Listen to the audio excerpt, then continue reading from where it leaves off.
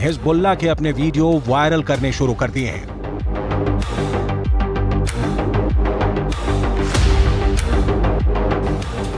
Hezbollah के इस video में बताया जा रहा है कि वो इजरायल पर हमले के लिए तैयार है।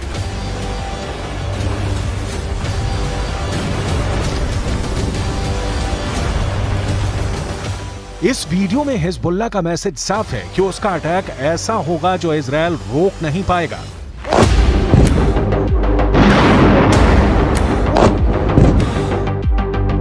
इस वीडियो में हिजबुल्लाह का मिलिशिया कमांडो ऑपरेशन की तरफ इशारा कर रहा है।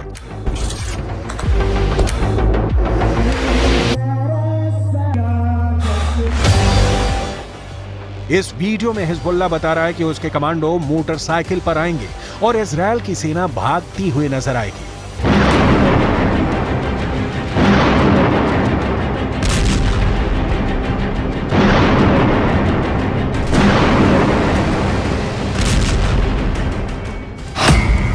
हिजबुल्लाह ने इजरायल को भी धमकी दी है। हिजबुल्लाह ने अमेरिका को भी बता दिया है कि वो समंदर में उसका जंगी बेड़ा डुबो देगा। क्या ऐसा मुमकिन है? हिजबुल्लाह की इस चेतावनी को इजरायल में बहुत गंभीरता से लिया जा रहा है। हिजबुल्लाह कैसे युद्ध लड़ता है, ये इजरायल पहले भी देख चुका है। इस बार गाजा को बचाने के लिए हिजबुल्लाह इजरायल से लड़ना चाहता है और इस बात को लेकर इजरायल से ज्यादा अमेरिका बेचैन हो गया है।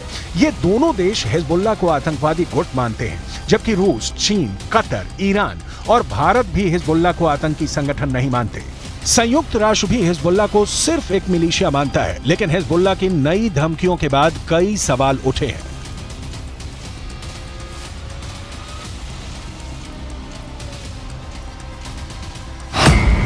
सवाल नंबर 1, हिजबुल्लाह कौन है? तो जवाब है, हिजबुल्लाह लेबनान की एक राजनीतिक पार्टी है और इसका अपना एक मिलिशिया है।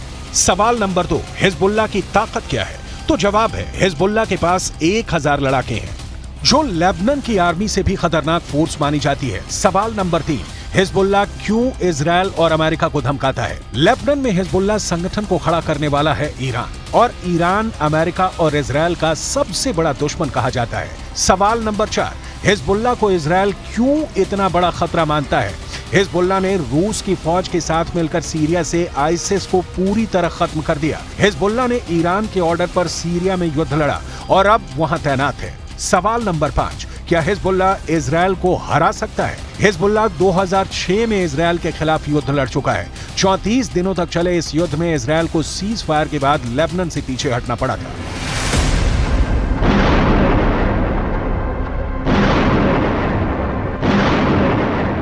अब 7 अक्टूबर को हमास के अटैक के बाद गाजा पर इजरायल के हमलों ने हिजबुल्लाह फोर्स को सुपर एक्टिव कर दिया है। हिजबुल्लाह ने बहुत साफ शब्दों में कह दिया है कि वो इजरायल पर हमला कर देगा और ये वार्निंग देने से पहले इजरायल तक मैसेज पहुंचा दिया कि अगर इजरायल की सेना फिलिस्तीन के गाजा में घुसी तो वो उत्तरी सीमा की तरफ से इजरायल पर चढ़ाई कर देगा। इजरायल और लेबनान के बीच करीब 130 किलोमीटर लंबा बॉर्डर है और यहाँ संयुक्त राष्ट्र की शांति सेना तैनात रही है। इसमें भारत की फौज भी शामिल है। इस वक्त इजरायल को गाजा से ज्यादा इस बॉर्डर की टेंशन है, क्योंकि अगर इजरायल गाजा में घुसा तो हिजबुल्लाह उत्तर की तरफ से इजरायल से हमला बोल देगा।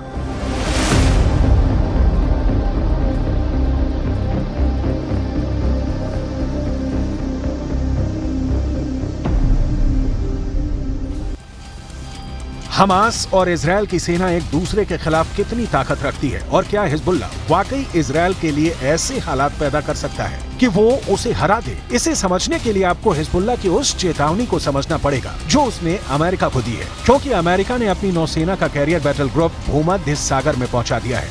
अमेरिका का यह बेड़ा, जिसमें फोर्ड कैरियर के अलावा 5 बहुत ही खतरनाक डिस्ट्रॉयर हैं, इन सब में हर तरह की 1000 से ज्यादा मिसाइल किसी भी वक्त हमले के लिए तैयार है। कोई दुश्मन नहीं चाहेगा कि उसके सामने ऐसी चुनौती खड़ी हो जाए।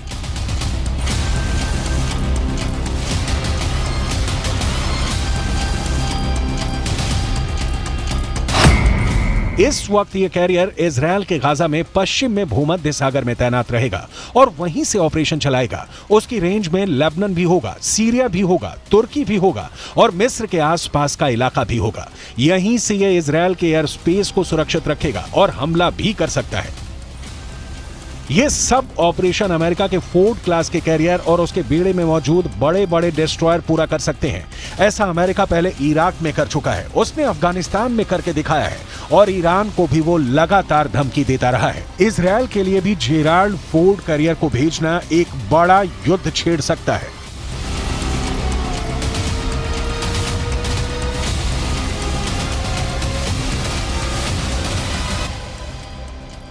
यही भरोसा अमेरिका अब इजरायल को दिलाना चाहता है कि समंदर से ऑपरेशन चलाकर अमेरिका सीरिया पर भी बमबारी कर सकता है, लेबनान के बॉर्डर को भी सैनिटाइज कर सकता है। लेकिन लेबनान में हिजबुल्लाह को अब ईरान से ऐसी मिसाइल मिल चुकी है जो अमेरिका के इन विशालकाय जहाज को पल भर में डुबो सकती है। इस मिसाइल को लेकर हिजबुल्लाह का खौफ बढ़ चुका है और वो सीधा सीधा अमेरिका के जहाज को डुबा सकता है। इस खतरे को हल्के में नहीं लिया जा सकता। लेबनान ने 2006 में इजरायल में एक कॉरवेट यानी जंगी जहाज पर एंटी शिप मिसाइल से हमला किया था। इस हमले में इजरायल के युद्धपोत को भारी नुकसान पहुंचा था। अब हिजबुल्लाह के पास जो एंटी शिप मिसाइल है उसकी रेंज 300 किलोमीटर तक है। इसलिए लेबनान या इजरायल से यह फासला बनाना अमेरिका के लिए जरूरी हो जाएगा।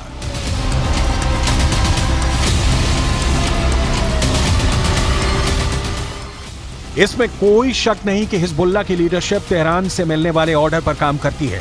इसलिए सवाल यह भी कि क्या ईरान चाहता है कि हिजबुल्लाह इजरायल पर अटैक कर दे।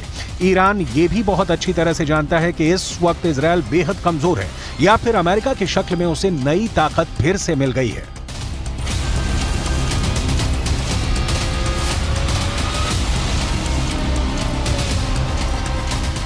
این قضیه فوزه مهر به این طرف رژیم غاصب صهیونیستی هم از لحاظ نظامی هم از لحاظ اطلاعاتی یک شکست غیر قابل ترمیم خورده.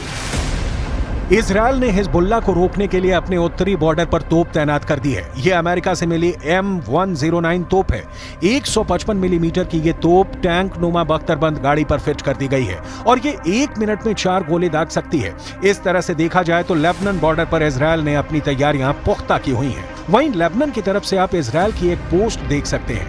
यहाँ रेडार भी लगे हुए हैं और इलेक्ट्रॉनिक सिस्टम भी जो हिजबुल्लाह की हरकतों पर नजर रखते हैं।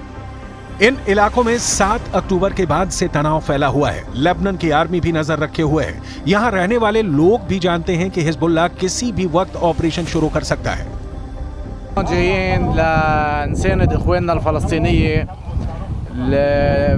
بمناسبه العمليه اللي عملوها، عمليه من 73 بعتقد انه ما صار مثلها وما في خسائر بهيدي الكميه اللي صارت، ولحد هلا الشباب الله يقويهم بعدهم صامدين وبعدهم بيقاتلوا بالمستوطنات والله يقويهم ان شاء الله نحن اي شيء بجانبهم। दक्षिण लेबनान और उत्तरी इजरायल के बीच जो बॉर्डर है वहां तनाव बहुत ज्यादा है। सन्नाटा सा छाया हुआ है। ये वो खामोशी है जो तूफान से पहले देखी जाती है। इसलिए यहाँ के लोगों को भी पता है कि बहुत जल्दी युद्ध का एपिसेंटर गाजा से निकलकर लेबनान तक पहुंच सकता है। यहाँ तैनात संयुक्त राष्ट्र की सेनाएं भी अलर्ट मोड पर हैं। लगातार पेट्रोलिंग हो रही है। लेकिन इजरायल के लिए एक और बड़ा खतरा हिजबुल्लाह को ईरान से मिली एक मिसाइल को लेकर है। ये है फतह 110 मिसाइल। कहा जा रहा है कि ईरान ये मिसाइल लेबनान पहुंचा चुका है। इसलिए इस मिसाइल की बहुत ही बारीक बातें आपको बताते हैं।